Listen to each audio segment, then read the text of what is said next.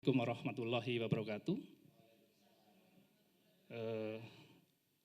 Puji syukur, marilah kita haturkan kehadirat Tuhan Yang Maha Esa yang telah melimpahkan rahmat serta hidayahnya, sehingga pada kesempatan hari ini kita diberi kesempatan untuk berkumpul bersama di bulan yang sangat-sangat fitri ini dalam kesehatan dan keselamatan. Pada hari ini kita akan mengadakan sarasehan dalam rangkaian acara Syiar Ramadan Makra Art Center UI yang bekerjasama dengan Masjid Ukhuwah Islamiyah dan Asrama UI. Sarasehan pada siang hari ini merupakan bagian dari rangkaian syiar tadi yang dimulai dari tanggal 3 sampai 9 April. Selain sarasehan ada juga lomba, kemarin ada lomba puisi religi, ada lomba video pendek, ada lomba kaligrafi, ada juga workshop, pameran, di depan Bapak Ibu ada pameran juga, ada ngabuburit budaya, dan juga besok ada tadarus seni.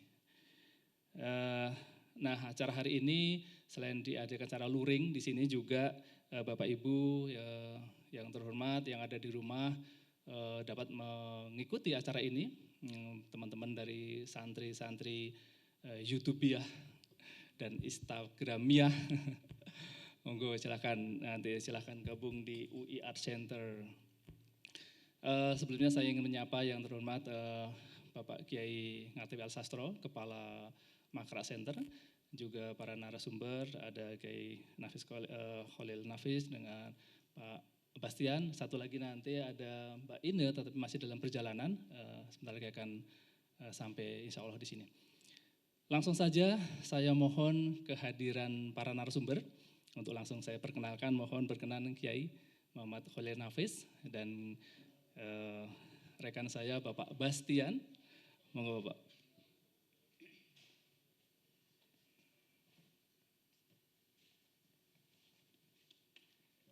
Izinkan saya akan memperkenalkan profil dari kedua narasumber sambil menunggu Mbak Ine datang di acara hari ini. Assalamualaikum Kiai, sehat? Oke, Assalamualaikum rekan saya Pak Bastian.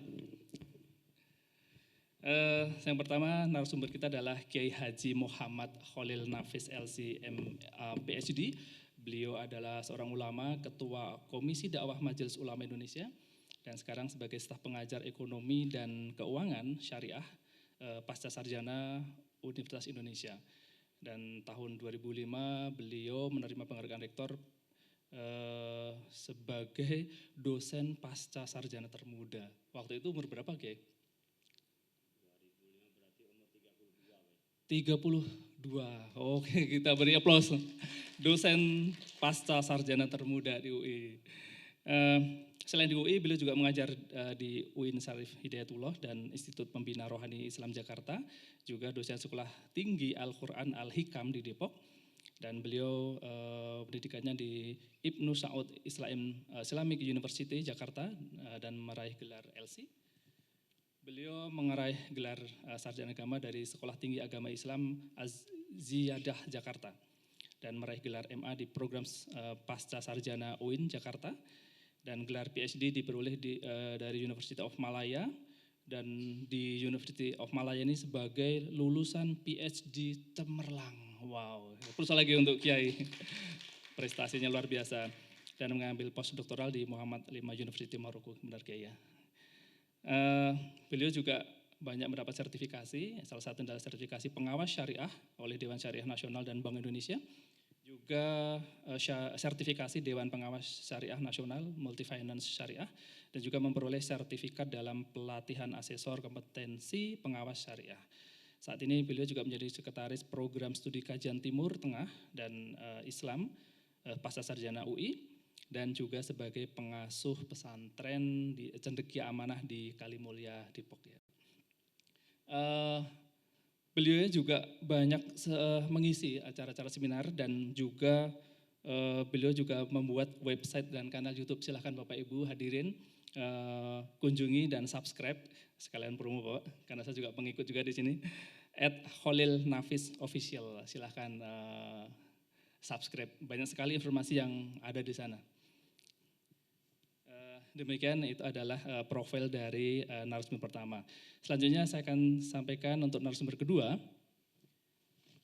Rekan saya Bastian Julino MA PhD. Saat ini beliau menjabat sebagai Ketua Program Studi Sastra Arab Fakultas Ilmu Pengetahuan Budaya UI. Dan beliau alumni pesantren Gontor, meraih gelar MA dan PhD, dua-duanya di bidang bahasa dan sastra Persia dari University of Tehran, Iran, dan menjadi orang Indonesia pertama dan satu-satunya yang meraih gelar tersebut. Tepuk tangan untuk Pak Bastian Julino. Kajian dan risetnya saya baca banyak meliputi tentang sastra sufistik dan kebudayaan Melayu di Nusantara. Nanti kita bisa explore lebih lanjut. Disertasinya berjudul The Translation from Malay Text to Persian of Tajus Salatin, a book by Bukhari El-Jauhari from the 17th century AD and its comparison with Siasat Namah by Kauji Nizam Al-Mulk Al-Tausi in Persian. Nah, dalam disertasi ini beliau juga berhasil menerjemahkan seluruh teksnya. Wah, itu ada berapa lempir atau apa istilahnya? Berapa lembar tuh, Mas? Wah, 264. Oke. Ke dalam bahasa Persia. Oke. Nah, oleh sebab itu beliau ini dikenal sebagai pakar studi Persia. Ya, sekali lagi tepuk tangan untuk kedua narasumber sambil menunggu kehadiran Mbak Ine, langsung kita akan mendengarkan paparan dari kedua narasumber. Tema Sarasen hari ini mengangkat dua hal yang penting. Yang pertama spirit Ramadan, yang nanti kita hubungkan dengan bagaimana moderasi beragama. Jadi dua hal ini sepertinya dua hal yang berbeda, tetapi kita bisa mencoba untuk mensinergikan dua hal itu. Satu sisi spirit Ramadan, lalu dikaitkan dengan moderasi beragama. Untuk kesempatan pertama kami mohon berkenan Bapak Kiai untuk menyampaikan paparannya sekitar 15-20 menit. Silahkan Kiai. Oh gitu. Oke. Ngarso sung tulodo. Nah, atas berkenan Kiai Khalil Nafis, kita mohon berkenan Pak Bastian untuk menyampaikan presentasinya. Silahkan Bapak.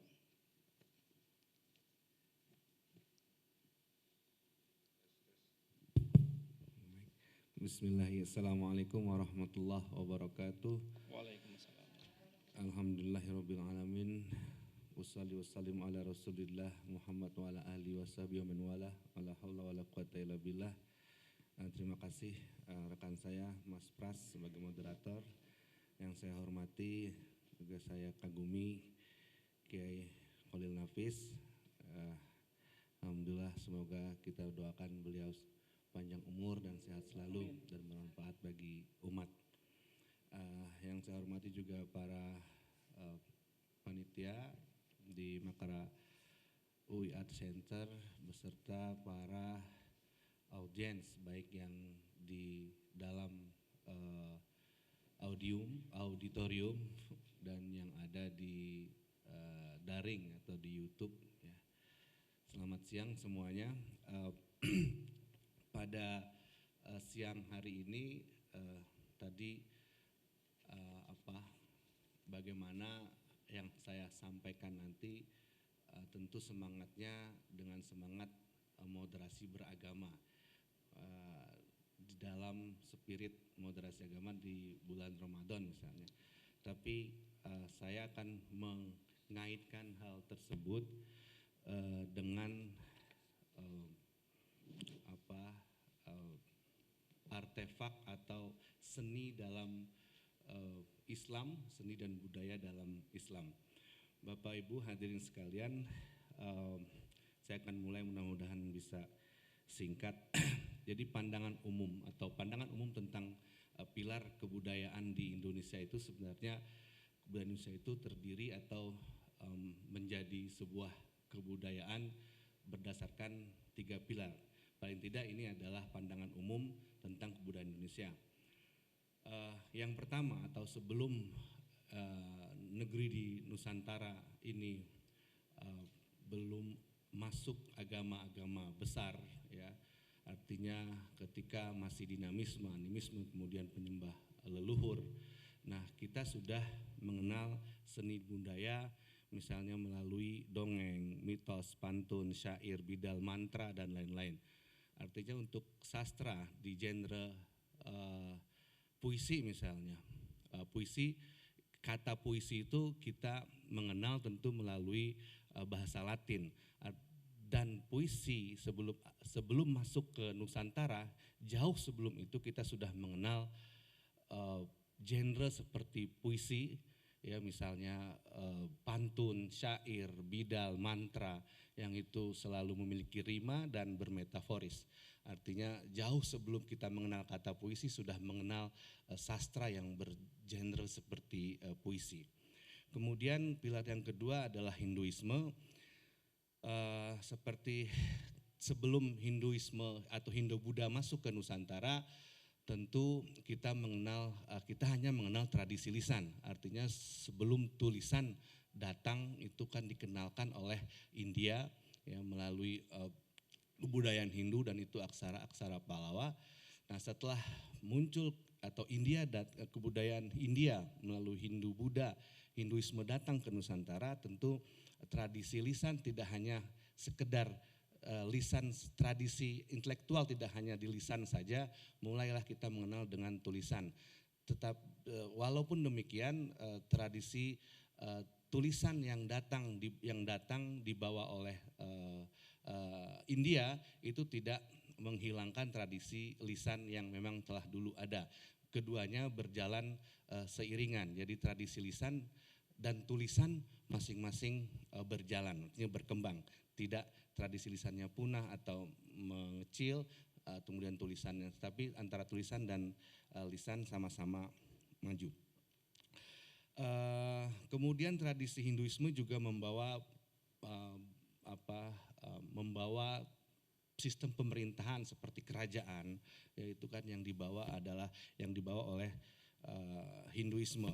Kemudian selain mengenalkan aksara, kemudian pertanyaannya Hindu-Buddha menyebar di Nusantara, artinya Hindu-Buddha datang ke Nusantara, tetapi kenapa Hindu dan Buddha tidak menyebar ke seluruh Nusantara? Ya, Hindu dan Buddha ketika datang ke Nusantara dan menyebarkan kepercayaannya melalui pendekatan yang tidak populis. Pendekatan elitis inilah yang akhirnya membuat agama Hindu dan Buddha tidak berhasil menyebar sampai ke seluruh Nusantara. Artinya ketika menyebarkan agama dengan pendekatan elitis, terutama di kalangan Hindu misalnya, agama itu hanya dikenalkan oleh kalangan Brahmanis. Artinya yang berhak mempunyai otoritas dan wewenang untuk berbicara agama adalah kalangan Brahmanis. Kasta-kasta di bawah itu atau di luar kata Brahmana atau di luar kasta Brahmana tidak diperkenankan untuk berbicara agama atau apalagi bersentuhan dengan kitab suci. Nah, inilah yang kita sebut pendekatan elitis yang digunakan oleh agama Hindu dan Buddha. Akhirnya Hindu dan Buddha hanya berkembang di satu wilayah, tidak sampai menyebar ke seluruh Nusantara. Nah, kemudian pilar yang ketiga adalah Islam. Tadi seni dan budaya sebelum Hindu-Buddha, kemudian Hinduisme. Nah, yang ketiga adalah Islam. Pertanyaan selanjutnya, tadi kenapa Hindu-Buddha tidak diterima secara luas, kemudian Islam diterima secara luas, artinya Islam menyebar sampai ke pelosok-pelosok Nusantara. Nah, ini lawan dari pendekatan yang dilakukan oleh Hinduisme. Tadi Hinduisme dengan pendekatan elitis, Islam datang dengan pendekatan populis. Islam datang dengan memanfaatkan bahasa Melayu yang saat itu sudah menjadi lingua franca, kemudian mengenalkan Islam melalui aksara Jawi atau aksara Arab berbahasa Melayu yang kita sebut dengan aksara Jawi, itu Islam mengenalkan melalui media tersebut, melalui bahasa Melayu yang memang sudah menyebar menjadi lingua franca. Kemudian Arab Melayu atau aksara Jawi tadi bahasanya Melayu, aksaranya Arab, Islam memanfaatkan bahasa tersebut lalu memperkenalkan aksara Jawi. Seperti yang disampaikan oleh Hamzah Pansuri di salah satu risalah tasawufnya Syarabul Asyikin menyebutkan Ketahuilah bahwa fakir Daib Hamzah Pansuri hendak menyatakan jalan kepada Allah Subhanahu wa taala dan ma'rifat Allah dengan bahasa Jawi dalam kitab ini. Bahasa Jawi maksudnya bahasa Melayu. Insya Allah supaya segala hamba Allah yang tiada tahu akan bahasa Arab dan Parsi supaya dapat membicarakan dia. Adapun kitab ini dinamai Syarabul Asyikin, minuman segala orang yang berahi, kira-kira dalam arti Syarabul Asyikin tersebut. Nah, di sini menegaskan bahwasanya Hamzah Pansuri memulai mendakwahkan atau mempopulerkan kitab atau ajaran tasawufnya melalui bahasa Jawi. Artinya sebelum ia mengenalkan dengan bahasa Jawi, bahasa intelektual di Nusantara itu sudah menggunakan bahasa Arab dan bahasa Parsi. Kemudian dia memulai menggunakan bahasa Melayu supaya lebih luas lagi. Artinya orang-orang yang tidak mengerti bahasa Arab dan Melayu bisa mengerti ajaran tasawufnya melalui bahasa Melayu. Bahasa Melayu dengan huruf Jawi menjadi bahasa ilmu pengetahuan dan kesusastraan. Penyebaran Islam melalui kaum intelektual di setiap kesultanan seluruh Nusantara dapat ditemukan khazanah sastra yang berlimpah. Akhirnya Islam dengan pendekatan yang populis tadi menyebarkannya, karena ketika Islam masuk tentu dia mendekatkan dakwah saat itu dengan pendekatan yang tidak lagi elitis, tetapi memang pertama dengan pendekatan intelektual, jadi mengenalkan aksara Arab. Ya, paling tidak orang yang mau belajar Al-Quran karena sudah dikenalkan aksara Jawi tadi bisa membaca Al-Quran akhirnya pendekatan populis ini.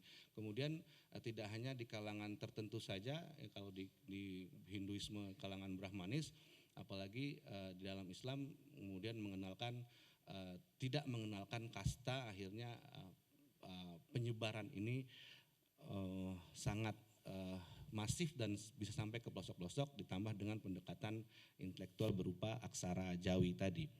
Jadi secara umum tiga pilar dalam kebudayaan di Nusantara. Kebudayaan Indonesia itu terdiri dari tiga pilar. Yang pertama etnisitas, kemudian Hinduisme, yang ketiga adalah Islam. Artinya budaya yang sekarang terbentuk dari tiga pilar tersebut. Nah, kembali ke agama dan tulisan, jadi bahasa Melayu sebagai lingua franca yang bersifat inklusif, ya bahasa Melayu tentunya mungkin tidak sama dengan bahasa-bahasa lain, misalnya dengan bahasa Jawa yang memiliki strata sendiri. Nah, bahasa Melayu yang inklusif tadi, yang bisa bisa kemana saja, ya luas, sifatnya luas, sehingga aksara Al-Quran yang digunakan dalam bahasa Melayu jadi aksara Jawi, jadi orang belajar agama akhirnya bisa membaca Al-Quran. Nah, dan Al-Quran saat Islam datang tentu dibawa kemana-mana, artinya melalui dakwah dengan pendekatan yang tidak terbatas tempatnya. Ya, misalnya di Hindu tadi kan hanya kalangan empu, ya, yang hanya mampu mengakses kitab suci dalam agama itu. Nah, Islam yang populis dan akomodatif menempatkan dirinya ke dalam bahasa Melayu yang inklusif sehingga diterima luas di wilayah Nusantara. Orang-orang di Nusantara masuk Islam mampu membaca Al-Quran dan memperkaya tradisi intelektualnya dengan aksara Jawi. Ini awal mula, kita bicara awal mula masuknya Islam. Ini belum ke masa-masa kesultanan di Demak atau di Banjarmasin, kemudian Makassar. Ini masih awal, yang ya masih awal-awal di Aceh ya, atau di Sumatera. Islam dan Melayu sama-sama bersifat inklusif, akomodatif. Akomodatifnya kenapa? Apa buktinya akomodatifnya? Ketika mengakomodir unsur lokalitas dalam penyampaian dakwah gitu ya.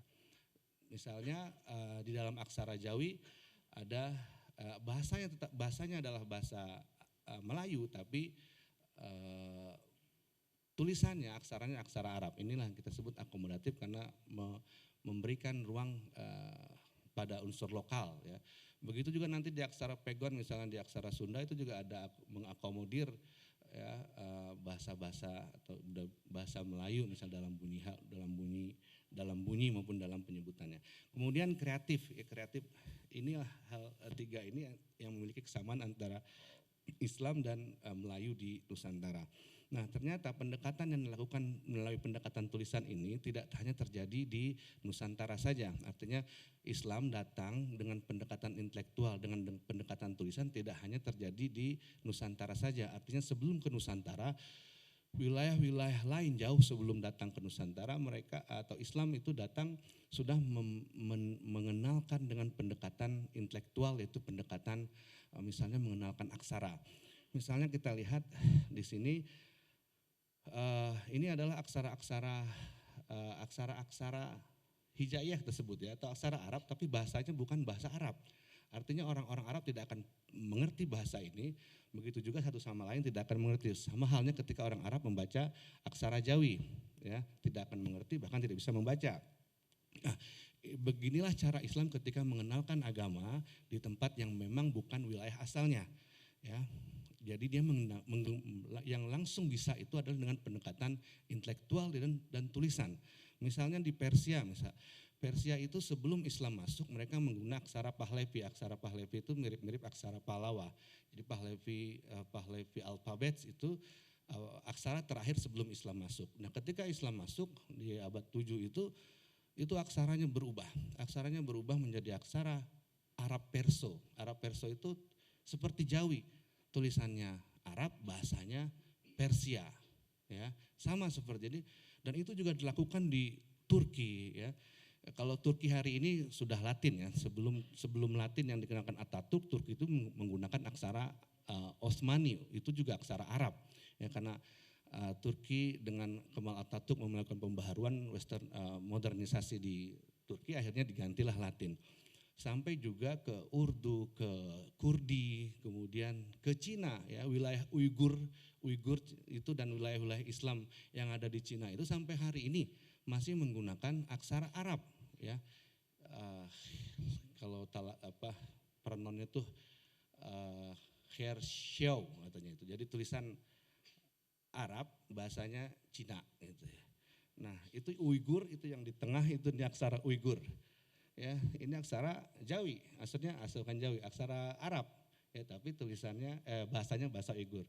Jadi antara aksara Utsmani, Pashto, Urdu, Kurdi dan Uighur, termasuk Jawi kita, aksara Jawi yang ada di Nusantara, satu sama lain tidak mengerti karena itu salah satu atau ketika Islam masuk ke wilayah tersebut, ya begitulah cara pendekatannya. Dan wilayah ini sampai hari ini masih mayoritas Islam, ya apalagi di kita. Jadi memang pendekatan yang selama ini kita kenal dengan melalui perdagangan, ya menurut saya masih perlu kita mempertanyakan atau berusaha untuk merekonstruksi sebenarnya apakah 100% pedagang. Ya nanti kita lihat jejak-jejaknya apakah itu pedagang semua yang datang ke sini, karena kalau kita lihat pedagang ya itu kan mengenalkan hal yang terlihat, yang kelihatan ya, dan kita tahulah pedagang hari ini seperti apa. Dan dalam satu waktu bagaimana dia juga mengenalkan agama yang nggak kelihatan gitu. Apakah akan didengar orang nih paginya ngomong ini, malamnya ngomong ini, artinya dalam satu waktu dia berubah menjadi dunia dan akhirat itu. Ya, apakah itu yang dimaksud pedagang yang menyebarkan agama ketika di Nusantara? Sementara tipologi pedagang ya itu dunia banget ya, karena mencari keuntungan. Nah, mungkin salah satunya berarti kalaupun pedagang berarti ya pedagang yang memang intelektual gitu. Kemudian kita melihat langsung ke seni kaligrafi di Nusantara. Ya, jadi kaligrafi itu di mana Islam menyebar, ya selalu mengenalkan seni kaligrafi di dalam penyebarannya. Ya, dalam perkembangannya selalu dimulai dengan seni kaligrafi. Karena apa? Kalau menurut Said Hussein Nasr, seni dalam dunia Islam adalah nilai spiritual yang turun langsung dalam bentuk wahyu. Wahyu yang turun tersebut mempengaruhi seni. Kesucian seni yang tercipta akibat peleburan antara wahyu dan seni itu, oleh sebab itu seni tidak dapat memainkan suatu fungsi spiritual apabila ia tidak dihubungkan dengan bentuk dan kandungan wahyu Islam. Contohnya adalah kaligrafi tadi. Kaligrafi menulis ayat Al-Quran ya dengan seni kaligrafi yang berbagai macam. Artinya bagaimana mengaktualisasikan ya tulisan atau ayat yang turun dari langit dengan media yang biasa, dengan tulisan yang biasa. Ya, kalau dalam catatan saya misalnya unsur spiritual itu perlu dalam seni. Ya, spiritual kalau kita berusaha elaborasi dengan hari ini misalnya, jadi eros atau eros sang dewa cinta itu tidak hanya dipahami sebagai cinta fisik dan virtual, bahkan platonik yang cinta kebaikan, kebajikan, kebaikan, kebijaksanaan dan moral. Ya, bukan hanya itu. Justru kita harus memberikan nilai spiritualitas pada cinta dan keindahan itu sendiri. Membuat Tuhan menjadi nyata dan memahami kehadirannya dalam eksistensi adalah dengan pengalaman dan pengetahuan manusia dalam cinta kepada makhluk untuk menyelami cinta holik. Jadi sesama makhluk untuk sampai kepada cinta sesama makhluk untuk menyelami cinta holik. Kemudian, seni kaligrafi ini dalam kajian tasawuf atau di kajian estetika itu mendapatkan tempat yang khusus ya. Sufisme dan seni adalah dua pengetahuan yang mengandalkan rasa dan intuisi. Sufi menjadikan seni sebagai tempat bersemayamnya ruh manusia. Seni intuisi adalah gambaran dari pensucian ruh yang dengan mata batin dapat menyaksikan keindahan yang mutlak. Seni dalam sufi adalah seni menaik dan menurun, keindahan yang datang dan dari alam ilahi turun menuju alam makhluk. Seni yang turun ke manusia tersebut diciptakan untuk kembali menghadirkan alam langit. Simbol dan rahasia adalah dua hal yang tidak lepas dari karya seniman maupun sufi. Seorang sufi maupun seorang seniman selalu mengandalkan simbol dan rahasia Tuhan ya, melalui simbol-simbol, mengungkapkan rahasia Tuhan melalui simbol-simbol. Misalnya kan kita sering kalau baca puisi-puisi sufi itu ya dengan metafora anggur, kemudian misalnya Ibnu Farid menyebutkan sebelum anggur ditemukan aku sudah mabuk. Ya. Terus jari-jariku tercipta hanya untuk menjaga jari-jariku tercipta hanya untuk menjaga tiap helai dari rambutmu. Artinya menjaga dan mengungkapkan rahasia-rahasia Tuhan selalu dengan simbol makhluk. Ya. Misalnya lagi lupa deh saya. Pokoknya sambil jadi seniman dan sufi itu kedua hal tersebut bergerak bersama dari batin ke nyata antara jamal dan kamal. Jadi di dalam sufi juga tidak misalnya dalam seni sufisme tidak hanya menghadirkan seni itu yang dia lihat saja melalui panca indera kemudian dihadirkan dalam bentuk seni, tetapi yang tidak terlihat batinnya itu batinnya kemudian dituangkan dalam bentuk seni. Batin yang tentunya tidak terlihat. Jadi pengalaman spiritual itu yang dituangkan melalui media seni tadi. Bukan hanya yang terlihat saja, misalnya saya melihat pemandangan, saya mau melukis, ya, tapi yang tidak terlihat. Lebih dari itu. Jadi yang tidak terlihat justru yang dihadirkan melalui media seni, puisi, lukis, seni pahat, kaligrafi dan sebagainya. Misalnya sekarang kita lihat langsung contoh seni kaligrafi di nisan. Ini waktunya masih banyak loh.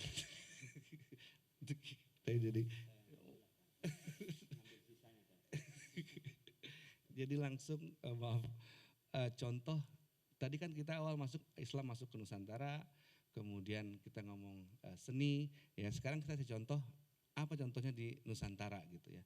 Seni kaligrafi dan nisan. Di nisan kuno itu selalu ada kaligrafi. Dan kaligrafinya tidak kaligrafi yang biasa, artinya selalu ada instrumen, kemudian motif, kemudian corak di nisan itu yang bermacam-macam. Termasuk jenis-jenis kaligrafinya juga menandakan waktunya. Kenapa misalnya, bahkan nanti saya tunjukkan ada syair-syair di nisan-nisan kuno. Ya. Berarti sudah ada syair, ada puisi di nisan itu, kemudian ada kaligrafi di nisan itu, kemudian nisannya sendiri juga ornamennya, bentuknya itu sangat estetis dan bermacam-macam, bahkan kompleks. Nah, kalau misalnya syair ya atau sastra tersebut saja, Kalau di nisan itu ada sastra, ada inskripsi syair, itu tentu tidak datang ujuk-ujuk, artinya tidak mungkin orang yang tinggal di wilayah tersebut tidak mengenal sastra. Untuk apa ada puisi di nisan? Sepenting apakah nisan, sepenting apakah puisi? Kalau orang-orang di sekitarnya atau penduduk Nusantara tidak kenal dengan puisi atau jauh dari sastra. Justru yang datang itu menyesuaikan. Yang datang dari luar itu menyesuaikan ranah intelektualitas yang ada di Kepulauan Nusantara. Dengan pendekatan jadi sampai ada syair di nisan, itu berarti penduduk di Nusantara saat itu sudah mengenal sastra. Kemudian ternyata nisan juga menjadi salah satu media untuk berdakwah. Ya, kenapa nisan menjadi media penting ketika Islam datang awal mula Islam datang ke Nusantara? Karena sebelum Islam datang ke Nusantara, penduduk Nusantara tidak kenal nisan. Agama-agama yang datang sebelum Islam datang adalah agama-agama yang tidak mengenal teknik atau tata cara penguburan atau tata cara memperlakukan jenazah sampai ke liang lahat sampai ada nisan. Artinya sebelum agama Islam datang, orang-orang saat itu ketika meninggal ya ada yang dilarung di lautan, ada yang dikremasi, ada yang taruh di gua. Bahkan kalau di naskah-naskah disebutkan raja A misalnya meninggal tahun ini dan tidak disebutkan kuburannya di mana. Terserah nyari sendiri kuburan. Memang nggak ada juga kuburannya karena memang ketika dia mati atau wafat saat itu ya sudah hampir tidak ada bekasnya lagi kan. Nah, Islam datang mengenalkan teknik atau mengenalkan salah satunya penguburan tadi, pemusaran jenazah sampai ada nisan. Jadi kenapa nisan ini penting dalam sejarah Islam di Nusantara? Karena awal mula Islam di Nusantara itu pasti ada nisan. Artinya nisan sebagai penunjuk utama awal mula masuknya Islam di Nusantara. Ya, nisan yang tertua itu untuk di Asia Tenggara masih yang ada di Leran Gresik. Ya, nisan Fatimah binti Maimun itu sekitar abad 11.000 sekian yang bertarikh ya. Nah, yang ketiga adalah nisan itu ternyata bukan tanda orang mati. Sekarang kita balik, nisan itu adalah tanda orang hidup. Karena apa yang tertulis di nisan ya. Kalau hari ini sih cuman nama innalillahi wa inna ilaihi rajiun, nama, lahir, wafat. Coba kau lihat nisan-nisan kuno. Aduh ya, estetis, kompleks, bahkan nanti itu ada ayat Al-Quran, ada syair. Ya. Selain menandakan bahwa yang meninggal atau orang yang dikuburkan di situ bukan orang biasa, dan ini juga menandakan bahwa nisan itu tanda orang hidup. Artinya tanda untuk orang hidup. Salah satu fungsi kita ziarah ke kubur juga adalah untuk mengingat kematian. Berarti kita berziarah atau kita melakukan ziarah ke kubur itu sebenarnya juga kuburan itu akhirnya menjadi pengingat bagi kita yang orang hidup. Jadi sebenarnya nisan sebagai di konsep lama misalnya sebagai tanda orang mati, justru nisan itu sebagai atau tanda dari orang hidup. Karena nisan sendiri itu diambil dari bahasa Persia. Artinya tanda alamat, tapi tanda secara umum, bukan tanda hanya untuk kuburan, tanda secara umum. Artinya tanda secara umum itu memang itu adalah tanda atau alamat ya yang ditujukan kepada orang yang masih hidup. Nah, nanti akan dikuatkan, nanti kita lihat bagaimana isi dari nisan-nisan yang itu mempertegas bahwa nisan itu adalah tanda orang hidup. Misalnya nisan di Menyia 7 Aceh. Ini nampak jelas unsur lokalitasnya. Kita awal mula Islam masuk juga tidak langsung, misalnya di dalam nisan ini tidak menggunakan bahasa Arab. Ini menggunakan aksara Sumatera. Ya, hijrat Nabi Mustafa itu Mustafa yang parasada 700 asapuluh sawarsa haj catur dan dosa warasukra raja iman warda rahmatallah. Ya, Gutra baru basa empu hak kadah pasema taruh kasih tanah samuha ilah ya Robbi Tuhan samuha taruh dalam syurga Tuhan tatuha. Di sana ini tidak ada bahasa Arabnya. Ini menggunakan aksara Sumatera kuno yang artinya tapi Islam ya. Kemudian kita lihat lagi di makam Malikus Saleh. Di sini ada syair. Ada syair innamat dunya fana laisa dunya subut innamat dunya kabaitin nasajatul angkabut walaqad yakfika minhu ayyuhal talibul qut wala umri an qalil kullu man fiha yamut. Kira-kira artinya yang di bawah itu. Ya, ini syair untuk siapa? Apakah syair untuk orang yang di bawah yang meninggal di bawah itu? Ya sudah selesai bagi yang mati itu ya. Ini syair adalah untuk orang hidup supaya kita mengingat kematian. Ya. Jadi nisan itu sebenarnya fungsinya dulu ya sebagai atau di Nusantara itu sudah dikenal sebagai tanda buat orang hidup, tanda orang yang berziarah ke situ dia mengingat kematian ya. Yang ziarah itu tentu para wali, kemudian raja, keluarga raja. Nah, itu ada syair di Sultan Malikus Saleh. Ini raja pertama dari dinasti Kesultanan Samudra Pasai. Samudra Pasai kerajaan Islam tertua di Nusantara. Kemudian kita lihat ke Barus. Di Barus ini terkait riset kami di tahun 2018 kita menelusuri nisan-nisan kuno yang ada di Aceh dan Barus. Di Barus juga ternyata ada syair juga di situ. Ada syair berbahasa Persia. Ya. Bagian kepalanya itu terlihat, ini yang ada di Barus 800 anak tangga kita naik. Dan di situ ada makam namanya Mahmud, ya, Syekh Mahmud. Yang kalau di badan nisan itu tertulis kalau makam ini sampai tahun 928 berada di alam gaib. Kemudian ada seorang muridnya bernama Panah Nauja Ibnu Ma'zari bermimpi kalau di situ adalah makam Mahmud. Nah kita ke atasnya ke bagian kepala itu ada puisi. Ya, puisi dalam bahasa Persia Jahon Yotgaras Moraptani Zemardum Nemonat Bejus Imardumi yang artinya dunia itu hanya laluan, kita semua akan pergi.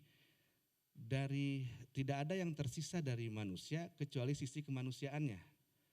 Ya, itu untuk siapa? Untuk kita yang hidup tentunya. Ya, nisan itu akhirnya untuk kembali diuntukkan kepada kita. Kemudian ada lagi di Aceh masih kita kembali dari Barus ke Aceh lagi itu di Lok Somawe. Di Lok Somawe juga ada nisan juga dari seorang raja yang ada puisinya, ada syairnya. Ini kita lihat itu di tengah-tengah betul-betul di tengah sawah itu ya, jadi masih ada itu cagar budaya yang masih di cagar budaya yang dipelihara atau diperhatikan oleh negara ya. Itu betul di tengah sawah itu ya, makamnya itu ada makam seorang raja namanya Naina Hisamuddin. Itu puisinya juga dalam bahasa Persia besar ho kemorawat ko in on cishme oyat wabot saborawat in panjrus muhlat ayyam odami burhak digaron betakabur cerorawat. Nah sampai akhir kira-kira artinya itu ini. Bertahun-tahun tanah kami dilewati, artinya makam itu. Mata air datang mengalir, angin pagi pun singgah lalu pergi. 5 hari saja hidup kita di dunia ini. Lalu kenapa orang-orang nampak sombong ketika melewati makam? Ya, kita ini kalau lewatin makam jangan sombong ya, mentang-mentang masih hidup gitu. Lalu wahai kawan, jika kau lewati di depan jenazah musuh, kalau kau melewati jenazah musuh, jangan congkak karena kau juga akan mengalami hal yang sama.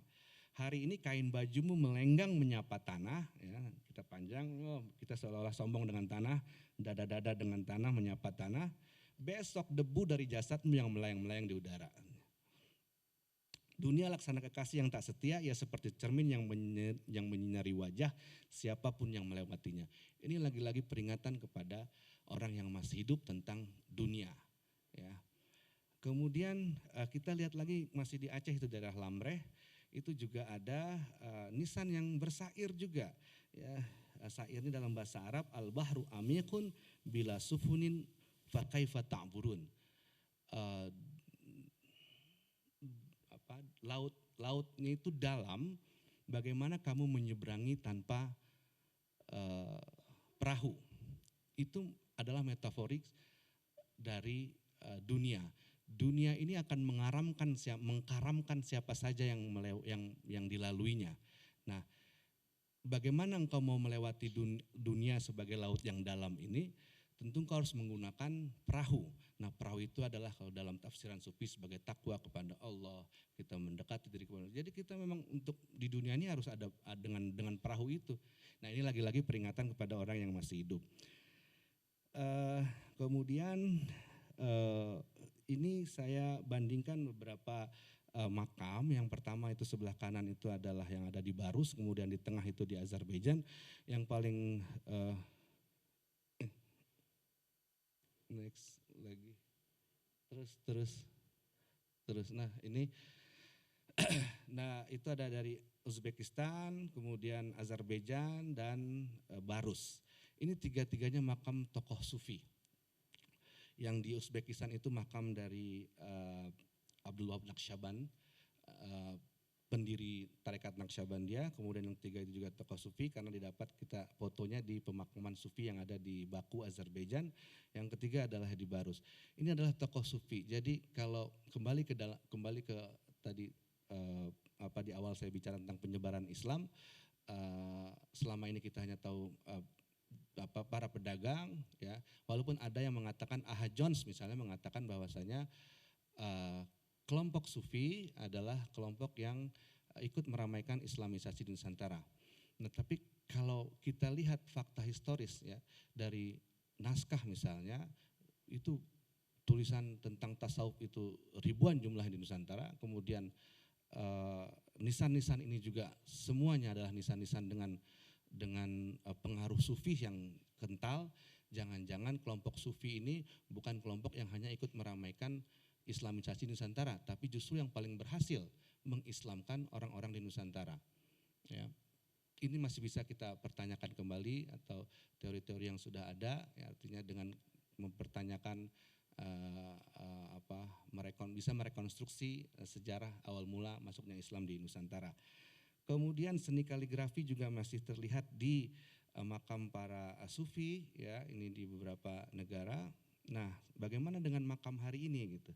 Ya, artinya saya kan tadi menyebutkan ada seni kaligrafi, kemudian seni nisan itu sendiri yang ada di Nusantara. Kemudian saya mengambil contoh karena Islam kan tidak datang dari sini, dari sumbernya ya. Artinya datang ada yang membawanya ke sini karena bukan di sini asalnya. Ya, ada yang membawanya kemudian melalui beberapa pendekatan. Nah, kemudian kita juga pernah artinya nisan-nisan kuno dengan estetis, kemudian dengan corak yang kompleks juga yang inskripsi yang indah melalui kaligrafi yang tadi saya sebutkan tentang antara Kamal dan Jamal, mengeksplorasi pengalaman spiritual melalui seni.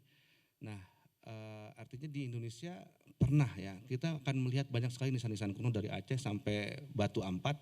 Ya, bahkan tipe-tipe nisan di Nusantara itu ada beberapa, ada tipe Aceh, tipe Demak, tipe Madura, tipe Makassar, tipe Kalimantan. Ya. Artinya setelah awal masuknya Islam, akhirnya mulai masuk unsur lokal lagi. Misalnya di Aceh itu ada nisan dengan bentuk yang lokal, ya lokal. Jadi siapapun yang datang ke sini dari asing yang datang ke sini masuk, kemudian pasti akan ada penyerbukan budaya di dalamnya, ada peleburan di situ, menyesuaikan dengan tradisi lokal, artinya akomodatif dan kalau hari ini bagaimana, artinya budaya itu sempat terputus ya, karena sekarang hari ini kita tidak melihat lagi nisan-nisan dengan yang indah-indah itu, ya. Hari ini yang saya sebutkan tadi misalnya nama, wafat, lahir, udah. Artinya mungkin orang datang ke kuburan pun akhirnya kamu lama-lama nggak betah gitu, ya. Padahal kita fungsi dulu itu berziarah ketika bisa mengingat kematian, mengingat jasa-jasa orang yang meninggal itu. Nah, kalau hari ini ya, kalau kita lihat di sumbernya nih di slide terakhir, slide yang ada 3. Ya ini kalau kita lihat sumbernya nisan hari ini, sumbernya itu di Asia Tengah yang tadi saya contohkan, di Asia Tengah, Kaukasus dan Persia, itu masih menggunakan tradisi itu masih ada ya. Dari di sumbernya sana tradisi untuk menulis nisan berinkripsi syair itu masih ada sampai hari ini. Bahkan ada orang yang menawarkan jasa melalui iklan, menawarkan puisi untuk nisan, misalnya puisi untuk ayah yang meninggal tuh ada berapa pilihan puisi, nanti kita ambil untuk ditulis dipahatkan di nisan. Nah itu sebelah tradisi itu masih ada, termasuk di Asia Tengah, ya tadi Asia Tengah, Kaukasus yang awal mula sufisme berkembang pesat gitu ya di abad 10 di sana Saljuk.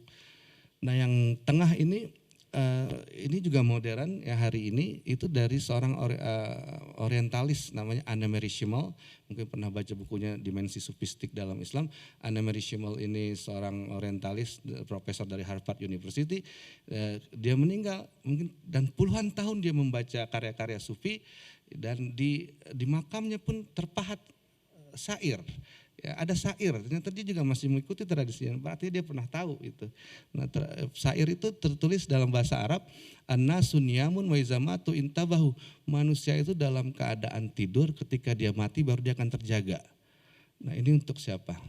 Untuk orang yang hidup. Jadi nisannya memang untuk orang hidup dan masih dilakukan oleh salah satunya Anne-Marie Schimmel ini. Ya. Anne-Marie Schimmel ini bukunya banyak yang terjemahkan di Indonesia juga. Dan dia yang termasuk yang puluhan tahun mendalami syair-syair Rumi. Nah kalau yang hari ini, yang untuk kita yaitu ya yang seperti ini. Ya, ini yang tipe hari ini untuk Pantura, daerah Pantura seperti itu.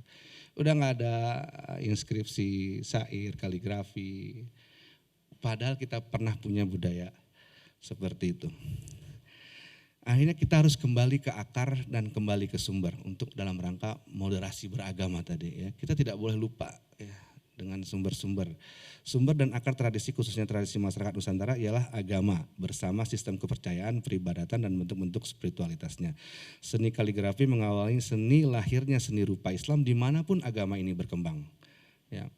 Peninggalan sejarah tidak ditempatkan sebagai artefak bisu tetapi sebagai pemantik untuk menciptakan kebanggaan kepada milik sendiri.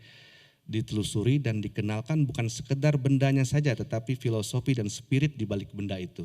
Ya, karena kebanyakan ya bukan tidak semuanya hanya mengenalkan ini apa isinya, tulisannya ini, isinya ini, kemudian tahun ini, peninggalan tahun ini, tapi apa di balik itu tidak jarang kita mengungkap semangat dan motif di balik itu. Nah kalau kita sudah kembali ke akar dan kembali ke sumber, akhirnya kita sebagai terusnya generasi muda, ya kalau akar sudah kuat tentu kita tidak perlu mencari cantolan ke budaya lain ya. Artinya ketika goyang ya kalau akarnya kuat tenang. Ya, tapi kalau akarnya tidak kuat, kita bahkan tercerabut dari akar ketika goyang, ya kita mencari cantolan ke budaya lain. Nah, salah satu solusinya ya kita harus kembali ke akar, kembali ke sumber tradisi kita, bukan menolak kemodernan, tapi modern itu justru bisa merujuk kepada atau bahkan bersumber kepada tradisi. Akhirnya kebanggaan terhadap masa lalu akan menciptakan rasa hormat dan respek pada leluhur, sehingga kita menatap orang asing itu tidak minder, tetapi duduk sama rendah, berdiri sama tinggi. Saya kira itu paparan saya. Mohon maaf kalau terlalu panjang, mohon maaf. Ngapunten Yai, terlalu panjang. Terima kasih Mas Pras, terima kasih para audiens. Assalamualaikum warahmatullahi wabarakatuh. Waalaikumsalam warahmatullahi wabarakatuh. Sekali lagi kita beri aplaus kepada narasumber utama, Bapak Dr. Bastian, PhD. Mungkin saya atau mungkin teman-teman Bapak Ibu yang hadir di sini, saya baru tahu ternyata nisan itu tidak hanya untuk makam ternyata kan, karena saya melihat ada semacam dalam ilmu bahasa seperti peyoratif ya, terjadi perubahan makna dari nisan yang berarti tanda secara umum gitu kan, ternyata sekarang hanya nisan berarti tanda untuk makam gitu kan ternyata. Dan tadi saya mendapatkan suatu yang menggelitik gitu kan, bahwa ternyata di zaman dulu itu karya sastra dalam bentuk sastra syair itu muncul dalam bentuk kaligrafi gitu kan, bahkan makam dan tadi ada peninggalan-peninggalan itu semuanya bernilai tinggi karena ada syairnya. Nah dibandingkan tadi dengan yang nisan sekarang kok ternyata tidak ada, hanya tulisan identitas kan gitu. Tadi saya langsung kepikiran berarti bisa ya ini saya di nisan kami misalnya saya gitu kan berikan semacam puisi kan. Terus saya kepikiran puisi apa ya? tiba-tiba kepikiran, mungkin kalau nggak puisinya Sapardi itu kan, aku ingin mencintaimu dengan sederhana. Ya kira-kira seperti itu. Dan juga muncul lagi tadi, kalau tidak Sapardi mungkin Rendra kali ya, apa? Dan perjuangan adalah pelaksanaan kata-kata. Mungkin itu mungkin. Habis itu Tukul. Lawan. Jadi nanti Nisan sebagai ini alat pergerakan ya. Oke, terima kasih. Menarik sekali yang disampaikan oleh narasumber pertama. Banyak ilmu ternyata kembali ke akar dan kembali ke sumber itu sudah yang penting sekali. Itu, nanti kita bisa eksplor lagi. Nah,